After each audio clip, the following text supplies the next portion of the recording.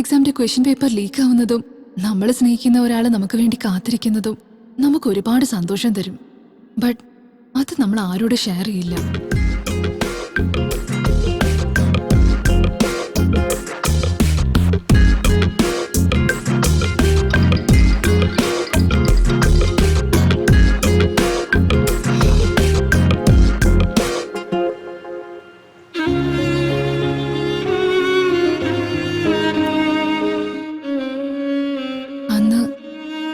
കണ്ണിലെ കണ്ണീര് ഞാൻ കണ്ടു. കരയുന്ന ആണുങ്ങളെ വിശ്വസിക്കരുതെന്നാ പറയാറ്. എന്നാ അന്ന് അവൻ കരയുന്ന കണ്ടപ്പോ സഹതാപത്തെക്കാൾ കൂടുതൽ വിശ്വാസ കൂടിയത്. അവന്റെ ലൈഫിലെ ആദ്യത്തെ പെണ്ണ് ഞാനാണോന്നറിയില്ല, പക്ഷെ അവസാനത്തെ പെണ്ണ് ഞാനായിരിക്കണമെന്ന് എനിക്ക് ആഗ്രഹമുണ്ട്.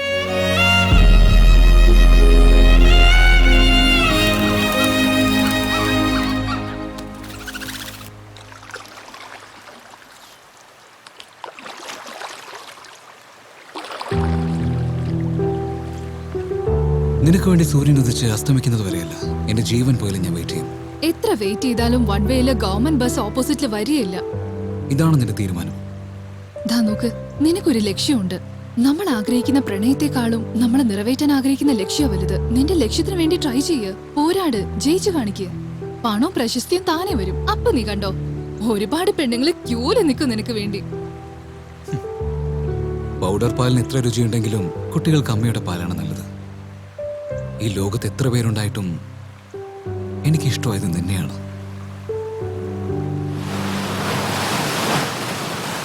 അതിനുശേഷം ജോസഫിനെ ഒരാഴ്ചയോളം കാണാൻ പറ്റിയില്ല.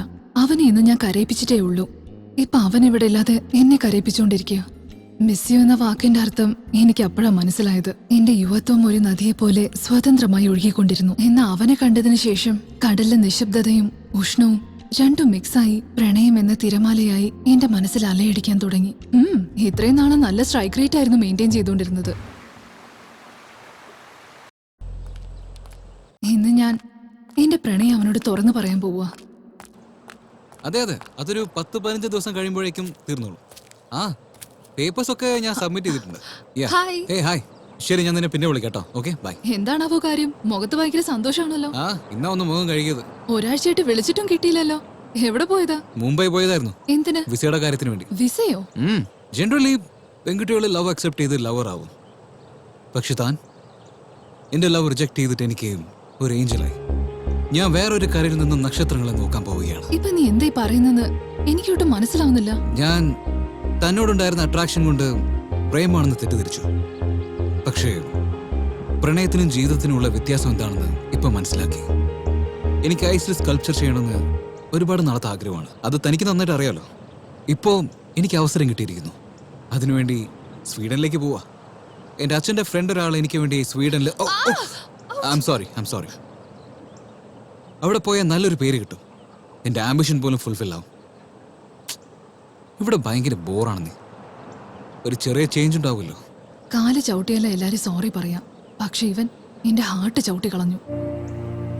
അതുകൊണ്ടാ ചോറ് വേവുന്നത് വരെ അടുപ്പിൽ തന്നെ വെക്കാൻ പറയുന്നത്. സത്യമാണ്, അത് ഞാൻ വെച്ചതല്ല, താനാണ് വെച്ചത്. നീ എപ്പോഴാ പോകുന്നേ? പോണെങ്കിൽ ഒരു ചെറിയ പ്രശ്നമുണ്ട്. 2 ലക്ഷം രൂപ ആവശ്യമുണ്ട്. ഫ്രണ്ട്സിനോട് ചോദിച്ചിട്ടുണ്ട്. പണം റെഡിയായ ഉടനെ. അവനവന്റെ ലവ് ഗെയിമില് എക്സിറ്റ് എന്ന സന്തോഷത്തിലായിരുന്നു. എന്നാ ഞാൻ എൻട്രി എന്ന ദുഃഖത്തിലായിരുന്നു.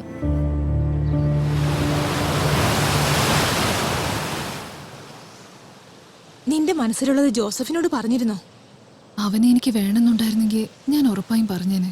അവനെന്നോട് പറഞ്ഞ ചില കാര്യങ്ങൾ കാരണം ഞാൻ നിന്നോടുള്ള അട്രാക്ഷൻ കൊണ്ട് പ്രണയാണെന്ന് തെറ്റിദ്ധരിച്ചു. എനിക്കിവിടെ ഭയങ്കര ബോറടിക്കുന്നു. എപ്പോഴും ഈ ആണുങ്ങൾ മാത്രം ദേവദാസായ മതിയോ? പെണ്ണുങ്ങൾക്കും ആവാലോ.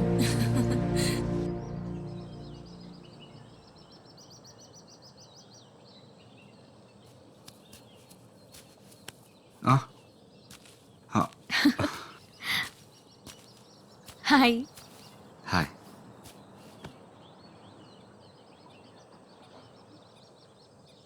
എന്താ ഡല്ലായിരിക്കുന്നത്? ഒന്നുമില്ല.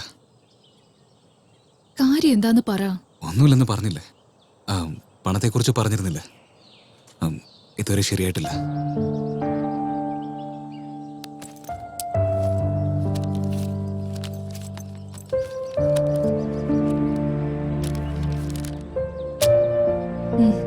അയ്യോ വേണ്ട, നോ ഐ കാൺട്ട്. ചോദിക്കുമ്പോ കൊടുക്കാൻ മനസ്സും ആവശ്യം വരുമ്പോ കൊടുക്കാൻ പണവും എപ്പോഴും ഉണ്ടായിന്ന് വരില്ല. ഇത് പിടിക്കുക. അതല്ല,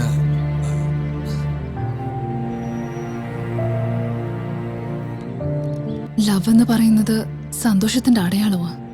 പക്ഷെ ഞാനിവിടെ കരഞ്ഞോട് ചിരിക്കുക. അവൻ സന്തോഷത്തിലും കരയുന്നു. ഈ കടം ഞാൻ എങ്ങനെ വീട്ടാൻ പോകുന്നത് എനിക്കറിയില്ല. എന്ന് വെച്ചാ തിരിച്ചു തരാൻ ഒരു ഐഡിയ ഇല്ല. അങ്ങനെയല്ല, അത് തനിക്ക് തരാനായിട്ട് എന്റെ കയ്യിലൊന്നുമില്ല.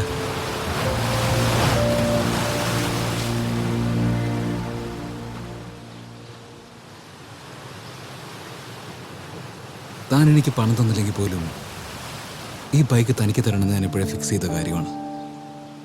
ഒരു ചെറിയൊരു റിക്വസ്റ്റ് ഉണ്ട്. എയർപോർട്ട് വരയ്ക്കും എന്നെ ഈ ബൈക്കിലൊന്ന് ഡ്രോപ്പ് ചെയ്യാൻ പറ്റുമോ?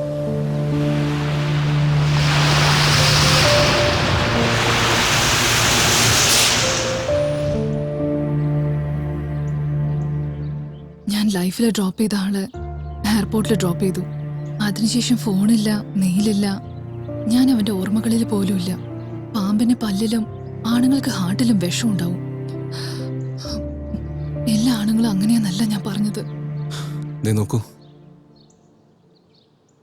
ഞാൻ സ്നേഹിച്ച പെണ്ണ് എന്നെ വേണ്ടെന്ന് വെച്ചു പോയി. പക്ഷെ താൻ സ്നേഹിച്ച പയ്യനെ താൻ എന്തിനാണ് വിട്ടേച്ചു പോയെന്ന് എനിക്ക് മനസ്സിലാവാത്തത്. അവനോട് തന്റെ മനസ്സിലുള്ള കാര്യം പറഞ്ഞുകൂടായിരുന്നു. എന്നാ അവനവന്റെ എയിമൊക്കെ വിട്ട് എനിക്ക് വേണ്ടി ഇവിടെ നിന്നേനെ. അവന്റെ എയിമിന് എന്റെ പ്രണയം ഒരു തടസ്സമാവരുത്. കാരണം ഈ കാര്യത്തില് ഞാൻ എന്റെ അച്ഛന് വാക്ക് കൊടുത്തതാ. തന്റെ അച്ഛന് വാക്ക് കൊടുത്തു? എന്റെ അച്ഛന് മ്യൂസിക് എന്ന് വെച്ച ജീവനാ. ഒരു മ്യൂസിക് ഡയറക്ടർ ആവാനായിരുന്നു അദ്ദേഹത്തിന്റെ ആഗ്രഹം.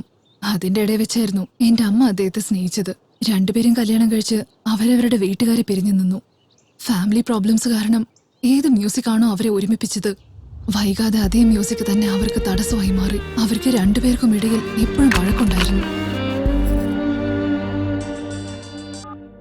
ഹലോ, പറയടാ. അതെയോ, വളരെ താങ്ക്സ് ഡാ. നാളെ കാലത്തെ വന്നേക്കാം. ഓക്കെ ആണോ? തീർച്ചയായിട്ടും വരാം. Okay, by.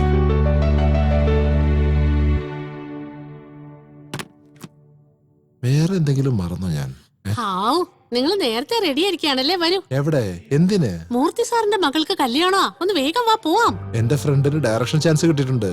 എന്നെയാണ് മ്യൂസിക് ഡയറക്ടറായിട്ട് റെക്കമെൻഡ് ചെയ്തിരിക്കുന്നത്. ഡെമോ കാണിക്കാനായിട്ട് പുറപ്പെടുകയായിരുന്നു.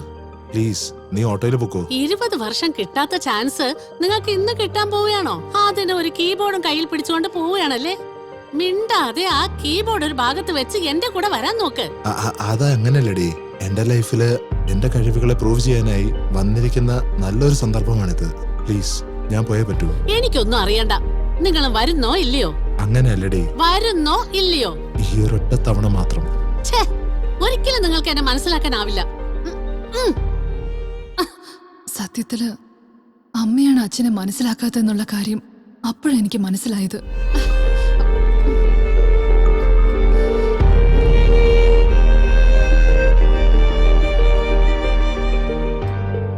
എന്നും വാതിലിൽ മുട്ടുന്ന ആ മനുഷ്യൻ ആശ്വസിപ്പിക്കാൻ വരാത്തതെന്താ?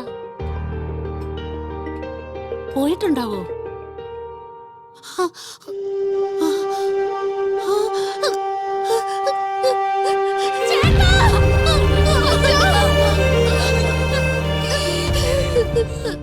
പ്രിയപ്പെട്ട എന്റെ മകൾ അറിയാൻ, മോളെ, ഓരോ മനുഷ്യന്റെ ജീവിത വിജയത്തിന്റെ പുറകിലും ഒരു പെണ്ണുണ്ടാവും എന്ന് പറയാറുണ്ട്. അതേപോലെ തന്നെ ഓരോ ആണിന്റെ തോൽവിയുടെ പുറകിലും ഒരു പെണ്ണുണ്ടാവും എന്ന് എന്റെ അനുഭവം എന്നെ പഠിപ്പിക്കുന്നു. മോളുടെ ജീവിതത്തിലേക്കും എന്തെങ്കിലും ഒരു നാൾ ഒരാൺ വരും. അവന്റെ ജീവിതത്തിൽ ഒരു ഗോൾ തീർച്ചയായിട്ടും ഉണ്ടാവും. ദയവ് ചെയ്ത് അവനെ എൻകറേജ് ചെയ്യണം. ഇതെന്റെ അവസാനത്തെ ആഗ്രഹമാണ്. കാരണം ഒരാണിന് അവന്റെ ലക്ഷ്യമെന്നാൽ അവന്റെ ഹൃദയത്തുടിപ്പാണ്. ആ ലക്ഷ്യം തകർന്നാൽ അവന്റെ ശ്വാസം നിലച്ചതുപോലെയാകും. എന്റെ വാക്കുകൾക്ക് മുഖ്യത്വം കൊടുക്കുമെന്നുള്ള പ്രതീക്ഷയോടെ മോളുടെ അച്ഛൻ.